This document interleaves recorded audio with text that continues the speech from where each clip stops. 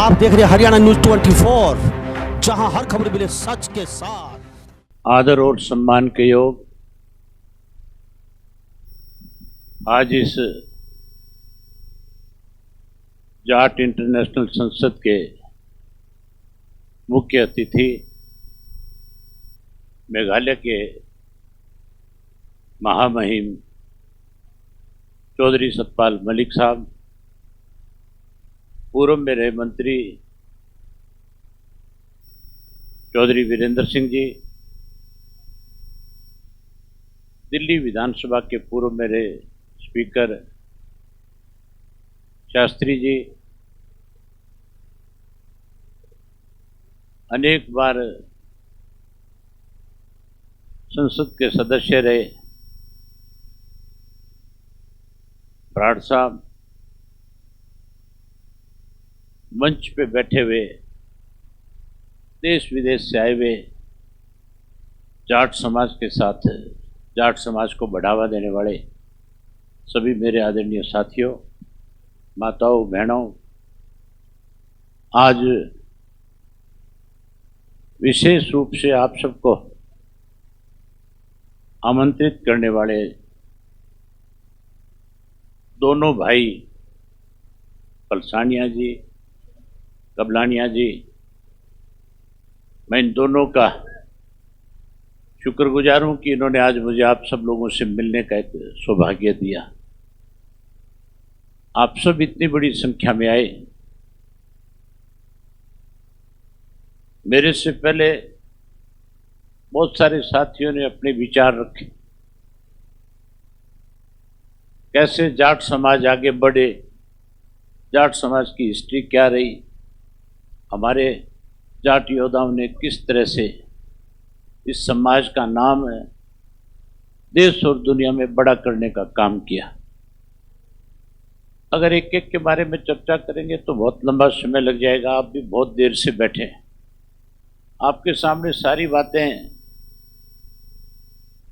अलग अलग साथियों ने अपने अपने तरीके से आपके सामने रखने का काम किया। एंड में सबकी एक ही प्रतिक्रिया थी, सब एक ही बात चाहते थे कि हम समाज के लोगों को इकट्ठा होना चाहिए और इकट्ठा होकर के अपने समाज को आगे बढ़ाना चाहिए। हमारा अपना एक इतिहास रहा है, महाराजा सूरजमल से लेकर के चौधरी देवीलाल तक अनेक ऐसे योद्धा इस देश में पैदा हुए जिन्होंने हमारे समाज की एक अलग पहचान बनाने का काम किया था। राजा सूरजमल जो थे, उन्होंने तो एक ऐसे समय में जब मुगलों का राज था और कहीं मुगल जो हिंदू को मुसलमान बनाने के लिए प्रताड़ित करते थे, तंग करते थे, परेशान करते थे, अगर उनको किसी ने सबक सिखाने का काम किया तो शख्स का नाम महाराजा सूरजमल था। उनकी अपनी एक हिस्ट्री थी। और उसके बाद जब अंग्रेज हमारे देश में आए और अंग्रेज ने जब किसान को कमजोर करने की कोशिश करी, विस्तार से तो चौधरी वीरेंद्र सिंह आपको बताएंगे, लेकिन एक ऐसा समय था किसान के खेत की गेहूं की फसल पक करके तैयार हो गई थी और अंग्रेज जो शासक थे वो किसान की उस फसल के दाम बढ़ाने की बजाय उसे सस्ते पे खरीदना चाहते थे। चौधरी छोटू राम उस वक्त में पंजाब सूबे के रेवेन्यू मिनिस्टर हुआ करते थे और चौधरी छोटू राम ने अंग्रेज की उस सरकार के सामने अपने उस विधानसभा में कहा था कि अगर आप किसान की फसल के दाम नहीं बढ़ाओगे तो हम पूरी इस पक्की पकाई फसल को आग के हवाले कर देंगे, लेकिन आपको सस्ते में नहीं देंगे। इसीलिए चौधरी छोटू राम को किसानों का रहबर कहा जाता है। उन्होंने किसानों की लड़ाई लड़ी, और किसानों में सबसे बड़ा अगर कोई कौम काश्तकार थी तो जाट थे, और उन्होंने अपने समाज के लिए लड़ाई लड़ी, अंग्रेज को मजबूर होकर के किसान की फसल के दाम बढ़ाने पड़े। उसके बाद इस देश में किसी ने किसान की पहचान फिर से बनाई, तो उस शख्स का नाम चौधरी चरण सिंह था। पहली दफा उत्तर प्रदेश के मुख्यमंत्री बने। ना केवल उन्होंने जाटों की पहचान बनाने का काम किया, बल्कि जो खेती करने वाले लोग थे उनकी पूरी देश के अंदर एक पहचान कायम करने का काम किया। और चौधरी छोटू राम के बाद अगर किसी ने आपकी लड़ाई को लड़ा और आगे बढ़ाने का काम किया तो उस शख्स का नाम चौधरी देवीलाल था। चौधरी देवीलाल ने मुख्यमंत्री के पद पर रहते हुए अनेक ऐसे काम किए थे जो आज पूरे देश के लिए मिसाल बने हुए हैं। अगर मैं उनकी भी विस्तार से चर्चा करूंगा तो समय लगेगा। हमारे ऐसे बहुत सारे खिलाड़ी हुए हमारे समाज के, जिन्होंने ना केवल खेल की दुनिया के अंदर हमारे गांव का, हमारे सूबों का, हमारे देश का अंतर्राष्ट्रीय स्तर पर लोहा मनवा करके नाम रोशन करने का काम किया, बल्कि उन्होंने आपकी अपनी कौम को, जाट कौम को भी एक पूरे देश और दुनिया में उसकी पहचान बनाने का काम किया। हमें उन लोगों पे भी फख्र होना चाहिए। अनेक बार जब युद्ध हुए, उस युद्ध के अंदर अगर दुश्मन को किसी ने सबक सिखाया तो उसमें भी सबसे बड़ी कुर्बानी जो है जाटों की रही है। कारगिल का तो पूरा का पूरा युद्ध जो था, उस युद्ध को तो जीतने का काम हरियाणा, पंजाब और राजस्थान के जाटों ने मिलकर के किया था। उसमें और जातियों के लोग भी थे, लेकिन बड़ी संख्या में जाट का योगदान था उस युद्ध को जीतने का। मुझे बड़ी हैरानी थी, मैं पूछ रहा था पलसानिया साहब से कि राजस्थान सूबा जो है इसमें जाटों की परसेंटेज संख्या कितनी है। ये बता रहे थे 18 से 22। इस प्रदेश में 22% जाट की संख्या है, जो डिसाइडेड फैक्टर है कि किसकी सरकार बने। आज तक वो अपना चीफ मिनिस्टर नहीं बना सकी। मैं पिछले दिनों राज्यसभा कभी कल परसों जो चुनाव हुआ था, उस चुनाव के अंदर जो राजस्थान के मुख्यमंत्री है उनका एक बयान आया था। उनसे प्रेस के लोगों ने पूछ लिया कि मुख्यमंत्री जी, आपने ऐसा कौन सा चमत्कार किया जिसकी वजह से आपने तीसरा मेंबर राज्यसभा का आपने अपना बना लिया। तो बड़े फक्र के साथ कह रहा था कि 201 एमएलए हैं, उनमें मैं अकेला माड़ी हूं, और मैं इस प्रदेश का अकेला माड़ी अगर मुख्यमंत्री हो सकता हूं, ये चमत्कार कर सकता हूं, तो ये चमत्कार मेरे लिए क्या मुश्किल, ये चैलेंज है हमारे लिए। एक जो आदमी ये कह करके कि मैं 201 में अकेला जीत करके और मैं मुख्यमंत्री बनाऊं, तो 22% लोगों के लिए चैलेंज की बात है कि नहीं है। अभी मेरे से पहले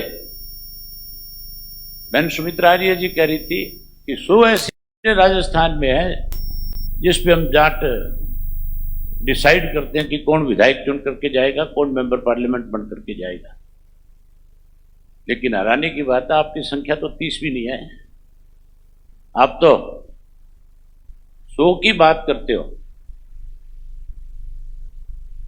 और जब सिर आपके गिने जाते हैं विधानसभा के अंदर तो महसूस होता है, चाहे वो पंजाब है, चाहे हरियाणा है, उत्तर प्रदेश है, वहां का जो जाट है वो राजनीतिक तौर पे आपसे कहीं ज्यादा सूझवान है और आगे भी है। हमारे यहाँ पे मैंने एक चीज और आपके यहाँ पे सुनी, हमारे यहाँ पे तो जितने भी जिले हैं उन जिलों में कोई ऐसा डिस्ट्रिक्ट नहीं होगा जिस डिस्ट्रिक्ट में जाटों ने अपने एजुकेशन सेंटर ना बनाए होंगे। अंग्रेज के वक्त में भी सर छाजूराम जो जाट हिसार से जो संबंध रखते थे, उन्होंने हिसार के अंदर एक जाट कॉलेज की स्थापना करी, रोहतक के अंदर जाट कॉलेज की स्थापना हुई, जींद में हुई, अनेक जिलों में इस तरह की स्थापना हुई।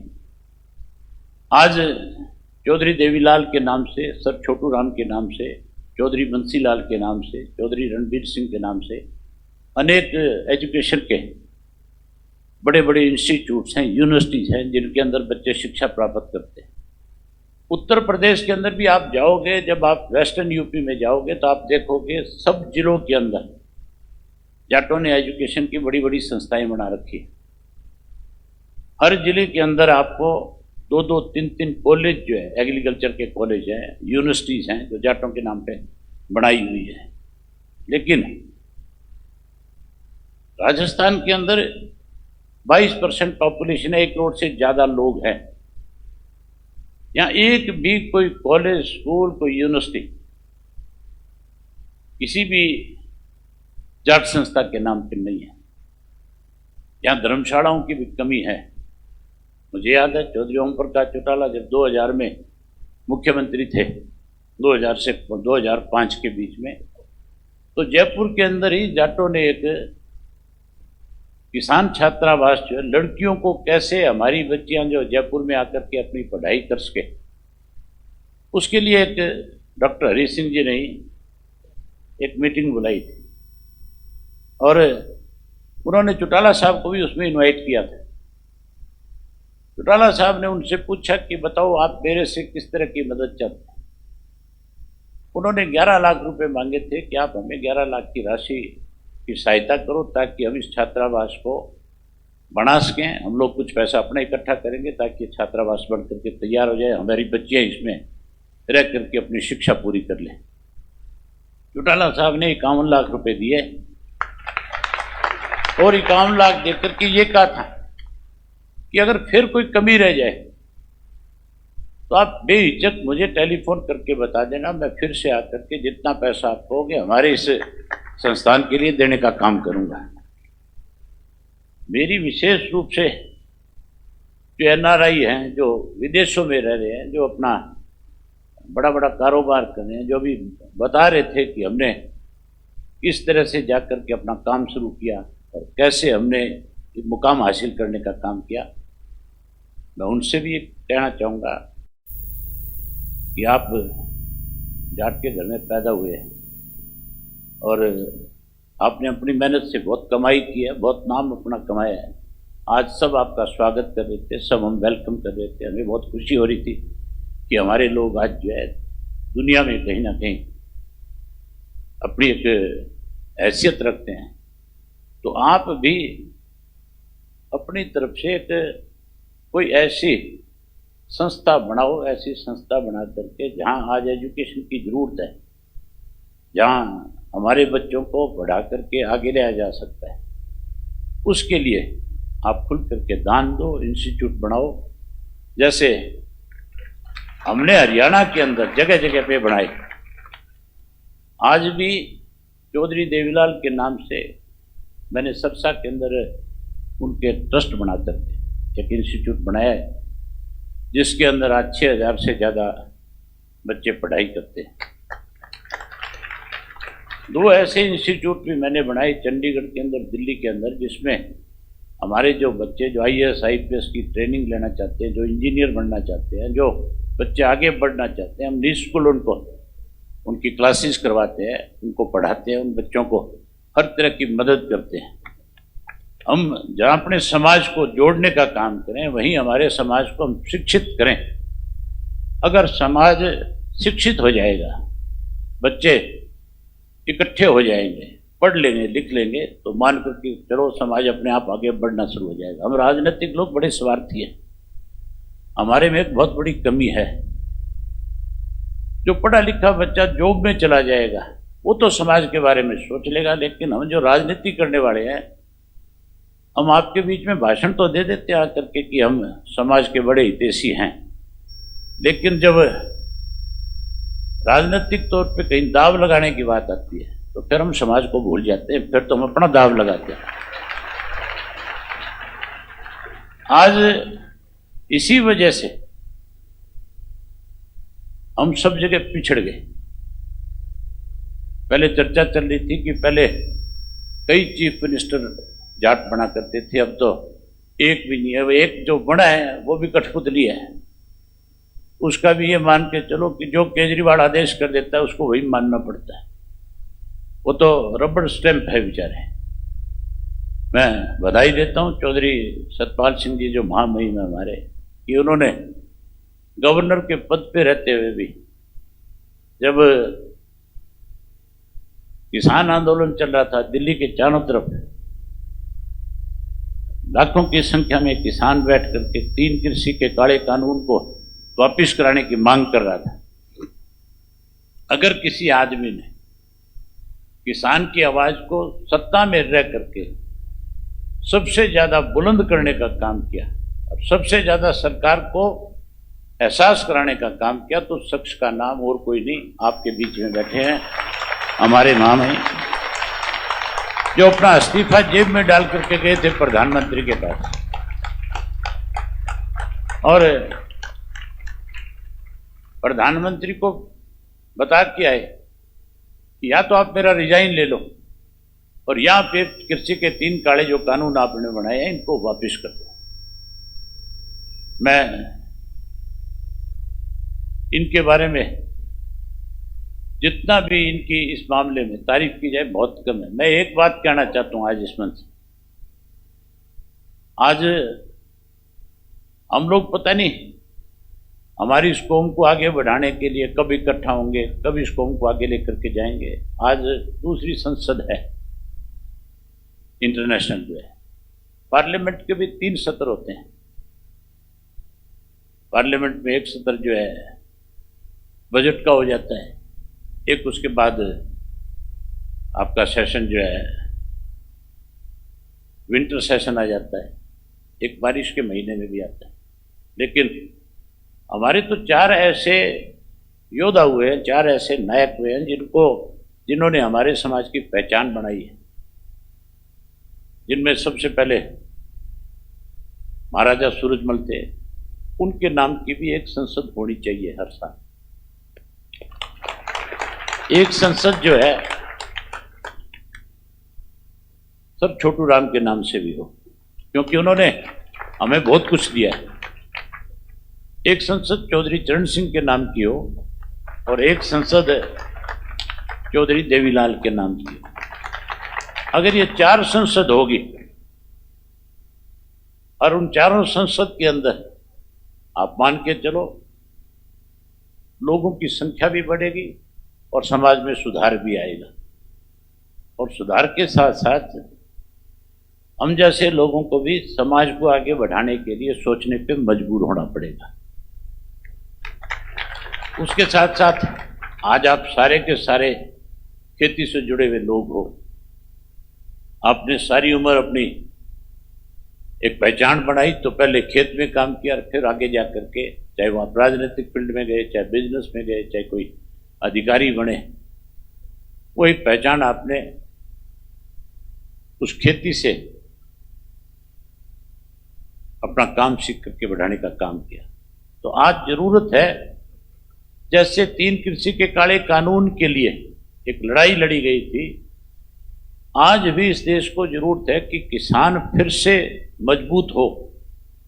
इसके लिए स्वामीनाथन की रिपोर्ट लागू हो, ये एक प्रस्ताव मैं आपके बीच में लेकर के आया हूं।